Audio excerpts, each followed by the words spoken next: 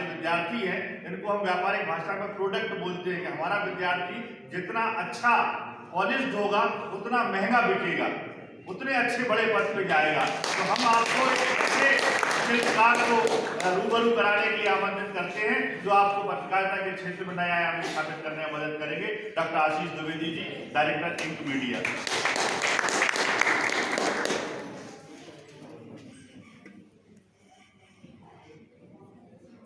आज के इस बेहद आत्मीय, गरिमामय और पारिवारिक आयोजन में इस महाविद्यालय की बहुत गुणी, ज्ञानी, ऊर्जा और तेजस्विता से भरी हुई हमारी आदरणीय दीदी सरोज मैडम, उनके साथ कंधे से कंधा मिलाकर इस महाविद्यालय को, हिंदी भाग को नई ऊंचाइयों पर ले जाने वाली वरिष्ठ प्राध्यापक प्रोफेसर रंजना मिश्रा मैम और युवा तरुणाई के प्रतीक हमारे भाई कुंजन राणा जी, जो हिंदी के बड़े विपुल विद्वान हैं और अभी बहुत ही तेजोमय संचालन कर रहे, अपने शब्दों से इस पूरे सभागार को, प्रेक्षागृह को एक नई ऊर्जा से झंकृत कर रहे हमारे डॉक्टर संदीप सबलोक जी, जिनको हम सब लोग पत्रकारिता के जमाने से पिछले 20 वर्षों से, 25 वर्षों से न सिर्फ जानते हैं, उनकी ऊर्जा, उनकी क्रांतिकारी राजनीति से भी वाकिफ हैं। ऐसे हमारे डॉक्टर संदीप सबलोक जी विवेकानंद केंद्र प्रकोष्ठ की, ये बड़ा स्वामी विवेकानंद का नाम ही चैतन्यता का बोध कराता है, ऊर्जा का बोध कराता है। उस प्रकोष्ठ को संचालित करने वाली जैन मैडम, पीछे बैठे हुए सिंह सर, यहाँ बैठे जयनारायण जी, पटेल मैडम और आप सभी गुणी और ज्ञानी, ऊर्जा से भरे हुए, आंखों में जिनके ढेर सारे सपने पलते हैं, वो युवा कहलाते हैं। ऐसे युवा जिनके भीतर, जिनको इस राष्ट्र को एक नया आकार देना है, राष्ट्र जिनको बड़ी उम्मीद से, आशा की नजरों से आप सबको निहार रहा है, एक एक युवा, आप सब जो बैठे हुए, तो अपने अंदर की जो मेधा है, जो प्रतिभा है, जिसको आपने दुबका कर, सुला कर रखा हुआ है, हम केवल और केवल शिक्षकों का काम यह है उसको जागृत करना। और इस संसार में ढेर सारे मनमान घूम रहे हैं, कमी है तो केवल जानवंतों, जिनको ये बताए कि तुम्हारी अपार ऊर्जा, अनंत ऊर्जा, अखंड ऊर्जा, उसको निकालो बाहर और अपने उस मुकाम को, जो तुमने सोचा है, जो तुम्हारे युवाओं ने सोचा है, जो तुम्हारे परिवारजनों ने सोचा है, मित्रों ने सोचा है, वो सब हासिल करके उनको दिखा दो। ये आपकी जिम्मेदारी है कि नहीं? आप सबकी जिम्मेदारी बनती है कि नहीं? संसार में यदि आए हो तो कुछ सार्थक रच करो, कर जाए। मुझे जो काम दिया गया है मीडिया का, तो मीडिया के मैं सबसे पहले आपको शुरुआत थोड़ी सी मीडिया की करूंगा, फिर प्रोजेक्ट के बारे में बात करूंगा। तो मित्रों, सबसे पहला अखबार निकला था 29 जनवरी 1780 को, एक अंग्रेज ने निकाला था, उसका नाम था हिक्की गजट। भारत में उस समय अखबार नहीं थे, अंग्रेजों ने सबसे पहला अखबार निकाला। और हिक्की, जो जेम्स हॉस्ट हिक्की था, उसने अंग्रेजों की ईस्ट इंडिया कंपनी के खिलाफ अपने अखबार में लिखना शुरू किया। एक अंग्रेज ने अंग्रेजी हुकूमत के खिलाफ लिखना शुरू किया, उसका नाम था जेम्स हॉस्ट हिक्की, और निकला था 29 जनवरी 1780 को। उसका जो ध्येय वाक्य था वो बड़ा अद्भुत था, वो आप सबको जीवन भर के लिए याद रखना चाहिए, केवल इसलिए नहीं कि पत्रकारिता या विद्यार्थी। उन्होंने कहा था कि मैं अपने मन और आत्मा की स्वतंत्रता के लिए, मैं अपने मन और आत्मा की स्वतंत्रता के लिए अपने शरीर को दास बनाना पसंद करता हूं। मतलब यदि मुझे जेल में भी डाल दिया जाएगा तो मैं अपने मन की बात अवश्य कहूंगा, उसको नहीं रोक पाऊंगा। तो यह एक ध्येय वाक्य है हिक्की का। और उन्होंने यह भी कहा था, यह व्यापारिक और राजनीतिक साप्ताहिक खुला तो सबके लिए है, पर प्रभावित किसी से नहीं। तो हमें जीवन में सबके लिए, सारे विचारों के लिए खुले रहिए, लेकिन किसी से प्रभावित होने की जरूरत नहीं, किसी से प्रभावित हुए, मतलब हमारा अपना करियर, हमारा अपना व्यक्तित्व उसमें मिल गया। ठीक है, तो ये हिक्की की बात को हमेशा याद रखिए आप जीवन भर के लिए। पत्रकारिता का जो विस्तार है वो इन दिनों लगातार निरंतर होता जा रहा है। आप सबके हाथ में एक जादू है कि नहीं? उसको यदि आप ऐसा ऐसा घिसेंगे मोबाइल को, वो कहेगा बोल मेरे आका क्या चाहिए। खड़ा हो जाता है जिन्न, सुना है आपने? जिन्न खड़ा हो जाता है, बोल मेरे आका क्या चाहिए। तो वो जो भी आप मांगोगे उससे वो एक पल भर में आपको लाकर दे देगा। ये जादू हम लोगों के समय नहीं था, हम लोग विद्यार्थी जीवन में थे। ये जादू आपको मिला हुआ है।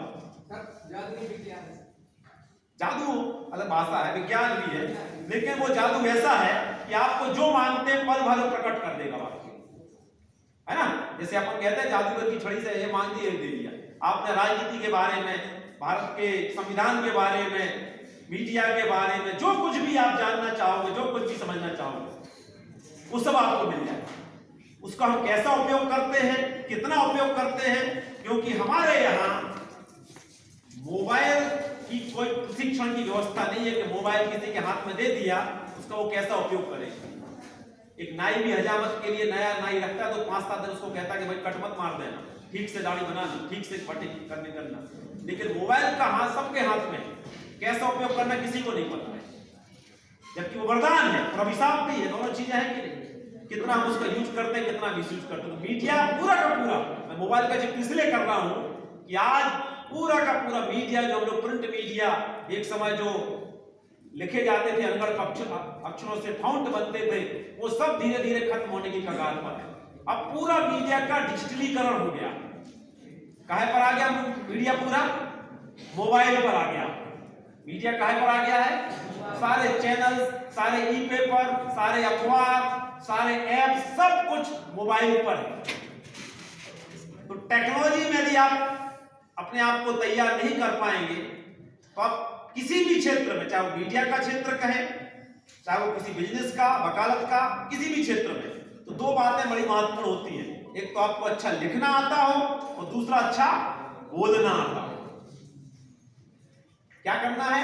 एक अच्छा लिखना और दूसरा अच्छा बोलना। ये दोनों, लिखना और बोलना, काहे पर टिका हुआ है? आप अच्छा कब लिख पाओगे, अच्छा कब बोल पाओगे? दोनों की सूरत क्या है, शर्त क्या है, बताइए? जब तक आप यहां से समृद्ध नहीं होंगे, ना तो आप अच्छा लिख पाएंगे और ना ही आप अच्छा बोल पाएंगे। ठीक है, तो सारा का सारा काम गर्दन के ऊपर करने का है। हमारे जीवन में सबसे ज्यादा काम गर्दन के नीचे वाले हिस्से को करने लगते हैं। गर्दन के ऊपर इस ब्रेन को आप कितना तैयार करते हैं, कानों से आप क्या सुनते हैं, आंखों से आप क्या पढ़ते हैं, इससे आपके जीवन की सफलताएं तय होती हैं। मानते हो इस बात के लिए? इस ब्रेन को कितना डेवलप करना है, ब्रेन को कितनी ऊर्जा देना है। हम लोग एक अखबार पढ़ते हैं, संदीप जी भी मीडिया से थोड़े से जुड़े हुए हैं, अखबारों में यश भारत का काम भी देखते हैं। तो एक अखबार जो 5 रुपए का आता है मित्रों, उस 5 रुपए के अखबार में आपको सुबह का प्रोटीन, मिनरल्स, विटामिन, कार्बोहाइड्रेट्स, जो कुछ भी आपके ब्रेन को चाहिए, टॉनिक, वो सारे टॉनिक एक 5 रुपए का अखबार आपको दे देता है। जब एडिटोरियल पेज पर जाते हैं तो आपको मिनरल्स मिलते हैं, प्रोटीन्स मिलते हैं, विचारों के प्रोटीन, शरीर के प्रोटीन अलग बात है, वैचारिक प्रोटीन आपको मिलता है और आपका ब्रेन काम करना शुरू कर देता है।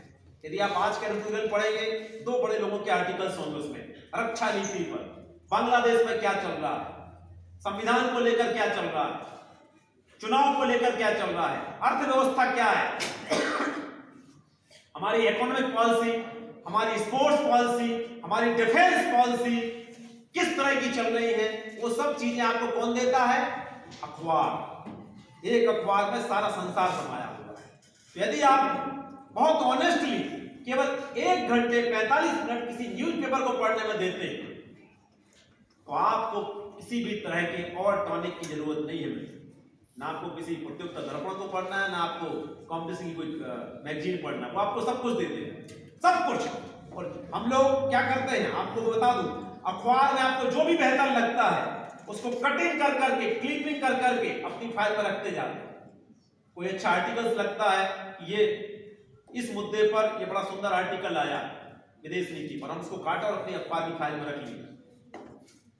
अब कभी हमें किसी विषय पर लिखना है, बोलना है, तो हमने खट से वो क्लिपिंग फाइल निकाली, उसको देखा कि हाँ इस विषय पर इस विद्वान ने, क्योंकि हम प्रत्येक विषय के ज्ञाता नहीं हो सकता कोई व्यक्ति। ये राजनीति के विद्वान है और इनसे कहें कि आप इकोनॉमिक्स पे, स्पोर्ट्स पर बोलना है, तो उतना सहजता से शायद ना बोल पाए, हम भी ना बोल पाए। मीडिया के हैं, हमें आप कोई दूसरा विषय तो हम उस पर सहजता से नहीं बोल पाएंगे। तो उन सारे विषयों को आप कैसे समझ पाएंगे?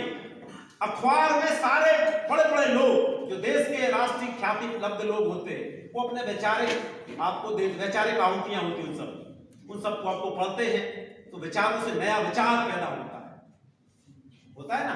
मैं आपको एक सिक्का दूंगा और एक सिक्का आप मुझे दो, एक सिक्का आपके पास रहा, एक सिक्का मेरे पास रहा। लेकिन मैं यदि आपको एक विचार दूंगा, एक विचार आपके पास पहले से था, तो आपके पास दो विचार हो गए, और एक आपने मुझे दिया तो मेरे पास भी दो विचार हुए कि नहीं? Exchange of ideas, exchange of thoughts जब आप करते हैं, विचारों का आदान प्रदान, तब आप ज्यादा समृद्ध होते हैं अलग अलग लोगों को पढ़ने से। क्योंकि ज्ञान के स्रोत पढ़ना है, सुनना है, देखना है, यही से तुम्हें ज्ञान मिलता है ना। किसी को पढ़कर, किसी को सुनकर, किसी को देखकर, और सबसे बड़ा ज्ञान काहे से मिलता है? अनुभव से मिलता है। और उससे भी बड़ा ज्ञान काहे से मिलता है? सबसे बड़ा ज्ञान का सोर्स होता है जिज्ञासा, प्रश्न। जिसके भीतर प्रश्न है, जिसके भीतर जिज्ञासाएं हैं, वो सबसे बड़ा ज्ञानी है। जैसे स्वामी विवेकानंद को था ना कि मुझे देखना है कि भगवान कहां है, ईश्वर होते हैं कि नहीं, जिज्ञासा, एक उत्कंठा। तो वो विद्यार्थी जीवन की पहली और अनिवार्य शर्त है कि आप अपने शिक्षक से कितने प्रश्न कर पाते हैं, आपके तर्कस में कितने प्रश्नों के तीर हैं, वही सबसे सफल विद्यार्थी है। अब लोगों के तो सबसे बड़े पत्रकार गणेश शंकर विद्यार्थी जी हुए हैं। गणेश शंकर विद्यार्थी मूलतः श्रीवास्तव थे, कायस्थ थे, लेकिन उन्होंने अपने नाम के आगे विद्यार्थी लिख लिया था। लोगों ने पूछा विद्यार्थी क्यों लिख लिया? तो विद्यार्थी इसलिए लिख लिया कि हम आजीवन सीखते रहे। विद्यार्थी का मतलब क्या? कि आजीवन सीखते रहेंगे। तो वो सारी की सारी जिज्ञासाएं जब आपके भीतर होंगी, तब आप अपने जीवन में बहुत आगे बढ़ पाएंगे। तो मैं थोड़ी सी बात मीडिया की, थोड़ा सा बात अभी जो मीडिया का जो वैश्विक फलक है और मीडिया में जो करियर के ऑप्शंस हैं, वो इस कदर है, मैं आपको बता नहीं सकता। अभी संदीप जी ने बताया, हमारे संस्थान का, सागर एक छोटा शहर है, हमारा संस्थान एक छोटा संस्थान है, बहुत बड़ा संस्थान नहीं है मेरा। और उस संस्थान से एक लड़का निकला था विदुष,